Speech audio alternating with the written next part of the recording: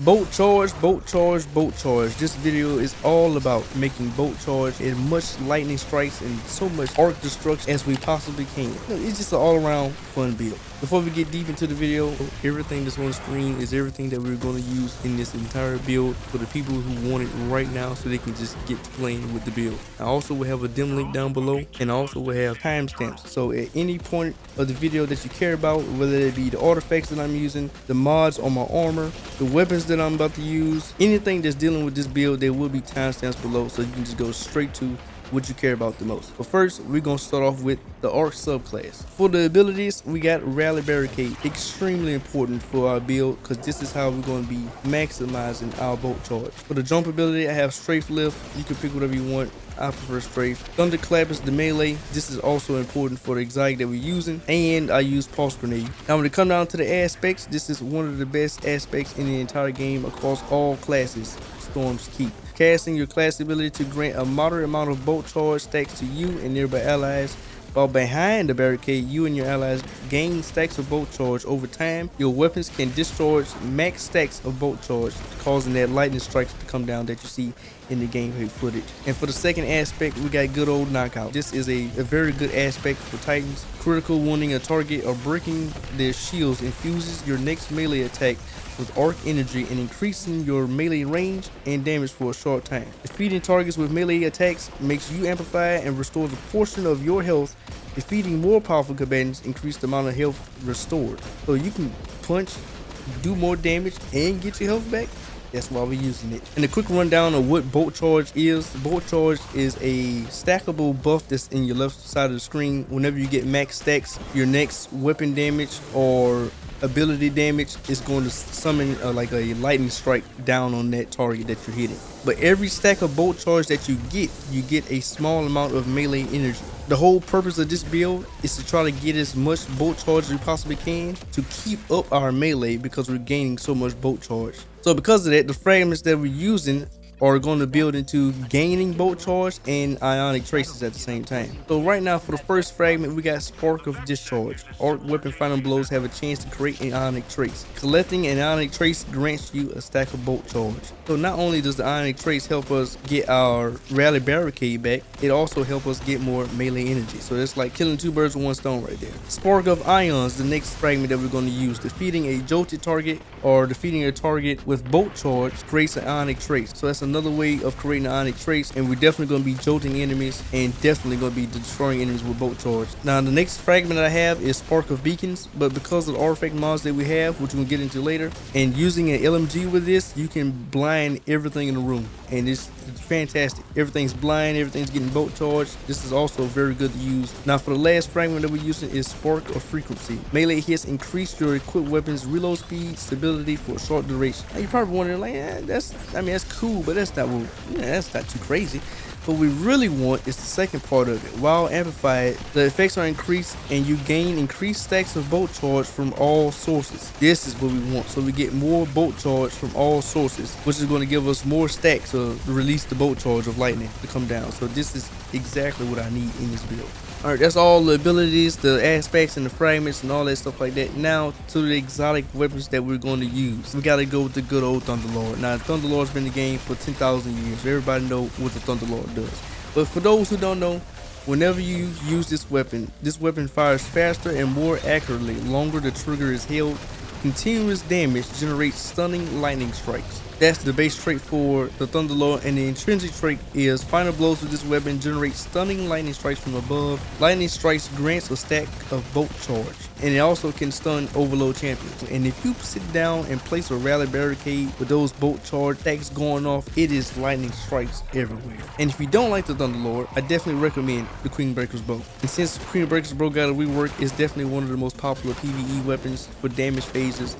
It's real nice, especially when you pair it with bolt charge, setting off the lightning strikes, using the combat sights, very nice. And the artifact mods that we have, fantastic weapons. So if you don't like Thunderlord, you can definitely change that out. Now when it comes down to the exotic armor piece, what I'm going to use for my exotic, I'm using Point Contact Cannon Brace. This is I want everything around me to die, but whenever you hold your Thunderclap to full maximum charge, anything around you will be dead. And for armor perks, it says Hammer of the Gods. See, whenever you got a title like that, you know it's nasty. Defeating targets with your thunderclap restores melee energy. Targets near you while you use your thunderclap suffer from lightning strikes and become jolted. Being amplified increase the damage of these lightning strikes. We're going to be amplified all the time. There's like no time we're not going to be amplified. And if you kill enough enemies, you can fully recharge your melee energy. That's the reason why we're using point content cannon brace. It is the control alt delete of anything that's around you. Now for the legendaries. For the legendary primary that I'm using in this build is the Palindrome from this week's Grandmaster Nightfall drop. This is the guard roll for PvE, explosive payload, rolling storm, recycled energy, which is a new one, and rolling storm is also a new one. And rolling storm is very important to this build. It reads, final blows grant bolt charge. So just getting a kill with this weapon gets you a bolt charge. Now imagine sitting behind a rally barricade, getting bolt charge while I'm standing behind my rally barricade, shooting enemies, giving me more bolt charge. And it also says while amplified, final blows grant additional bolt charge. Gain increased bolt charge stacks when you have none. So when you have none, you get 3. And then when you get a kill, you get 2. And then if I'm standing behind my rally barricade that's giving me more bolt charge, you're going to overdose in bolt charge. It's just going to be lightning strikes everywhere, as you can see in the gameplay. But if you don't have the Palindrome, there's a lot of other weapons that you definitely can use. There's 3 other weapons that I like for this class. The last season's Revenant Pulse Rifle, the Vantage Point. This is also very good with bolt charge. Jolting Feedback. This is another perk that's very good if you don't have Rolling Storm and you still want to have some kind of synergy with Arc. Jolting Feedback is definitely another good one. Volt Shot's another good one, but I prefer Jolting Feedback because Volt Shot, I don't like the habit of getting the kill, reload, getting the kill, reload. I just want to shoot. Like, just let me shoot. With Jolting Feedback, as long as you're doing damage, it's going to like chain lightning to nearby targets and jolting them, which is going to play into the build because defeating jolting targets give you ionic traces. So Jolting Feedback is pretty nice. So Vantage Point is real nice to use. The auto rifle from the Dungeon Vespers host, it also rolls with Jolting Feedback. That's also feel good in this build. And last but not least, the new Dungeon Scout Rifle. It can roll with rewind round, paracausal and affinity. Not a bad perk, but it's definitely not what I want. This Scout Rifle rolls with Rolling Storm right here. So that same perk that I was showing you on the Palindrome, it also rolls here. And if you have that roll, I do not like it. That's a very good roll to have for this Scout Rifle in this build. Now, and technically, to be honest with you, if I had that, I'd probably be using that over the Palindrome. For special weapon, we have the Resounding Fusion Rifle, and it rolls with Substance and Reservoir Burst on here. So anytime you get a kill, you also use Reservoir Burst, and because you got the kill, Substance make the ammo count go up, so you basically got Reservoir Burst again. Love it. And for the LMG, there's another LMG I like to use if you don't want to use Thunderlord and you want to use an exotic somewhere else. The Watchful Eye is definitely one of my favorite LMGs in the game when it comes down to being Arc. It rolls with Rolling Storm, just like my Palindrome, and Overflow, so I can tap out this mag all the way up to 170 rounds. Fantastic. All right, now for the artifact perks. All right, for the first column, the main 2 that you want to have is Unstoppable Fusion and Overload Machine Guns. And then the third one, it could be whatever you want. For the second column, we got Overclock and Load while you're amplified or have bolt charge. Arc weapons gain increased handling and reload speed. So, faster reload speed, better handling, not too bad.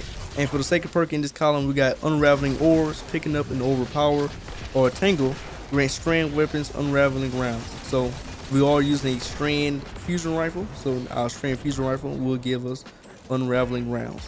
For the third column, we got to Hold the Line. While surrounded, machine gun and glaive increase reload speed and stability, and final blows heal you. So, this is not too bad of a perk. Keep you up alive. So while you're using your LMG, if things get close to you, you will get healed for killing the enemy. For the second perk in the third column, we got Dielectric. Defeating arc debuff targets grants bolt charge. So any jolted target that we kill or blinded target that we kill, we're going to get bolt charge from that as well. So we're about to overload the bolt charge. This is the whole goal, is how much bolt charge can we gain and release. For the third perk for the third column, we got Photonic Flare. Defeating an exhausted or severed target with arc damage releases a blinding burst. Now this perk is very important with our LMG because if you read the exclamation point, exhausted is applied by overloads, that's the overload symbol, disrupting combatants or by weapons with the psycho hack or subjugation origin traits. And that's why we're using LMGs, because the LMGs is going to make everything in the room blind, and it's going to also release another blinding burst as you kill, paired with the fragment from earlier that I was talking about. about the blinding.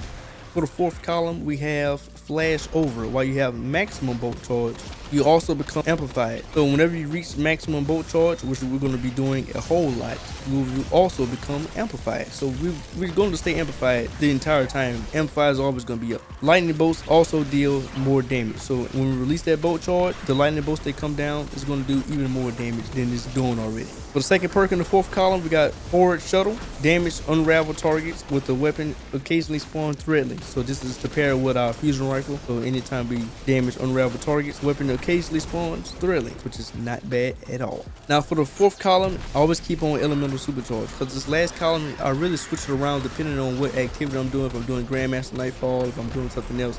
So this changes a lot, but this one pretty much stays on all the time. Defeating exhausted or severed targets with a weapon that matches your super elements grants super energy. So because I'm using the LMG, any kill that I get with my LMG, because I'm exhausting targets also with my LMG, I'm gaining more super energy for every kill that I get.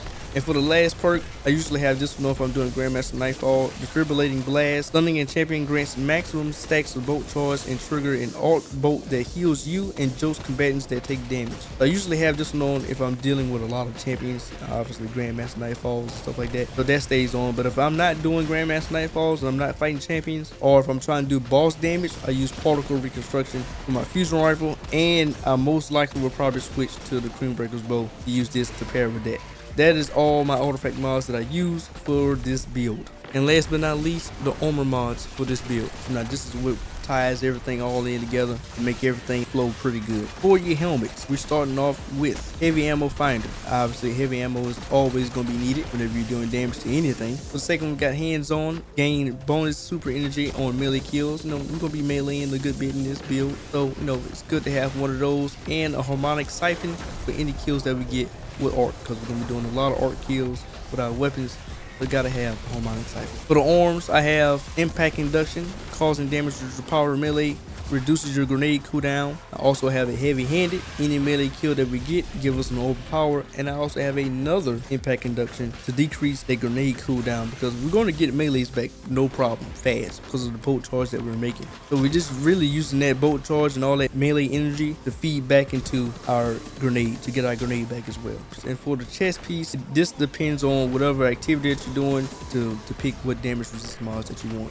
For my legs, I have 2 Orb of Restorations, and I also have Better already to go along with giving me health back. Just in case I'm about to die, pick up Oil Power, my health start regenerating. And for the Titan Mark, last but not least, the Titan Mark, we got Bomber to reduce that cooldown for the grenade. Anytime I use my class ability, which is my Rally Barricade, I have 1 Reaper. Shortly after using your Rally Barricade, the first weapon final blow that you get will also spawn the Overpower. And for the last one, I have Powerful Attraction. It automatically collects all nearby orbs right after I use my class ability. So any orbs I have laying around the ground, all those will be picked up once I use my class ability. And when it comes down to the armor stats, definitely 100 resilience, get that maximum 30% damage reduction. I have Discipline at 81. It doesn't need to be crazy high, but I probably would want to get more discipline in to get that to be maxed out, but I just don't have the armor pieces to max it out with this build yet. And I definitely have my strength to be as high as it possibly can, because I always want to be able to punch, you know, especially using the exotic that I have. I always want to be able to punch. If I got this at 100, my discipline can definitely be higher. Or if you want to do recovery, if you want to do more recovery, that's fine too. But definitely the punch got to be up, and your damage reduction on your character with the resilience. So that pretty much sums it up for this build. Hope you enjoyed the video. Like, comment, subscribe, and I'll see you in the next one.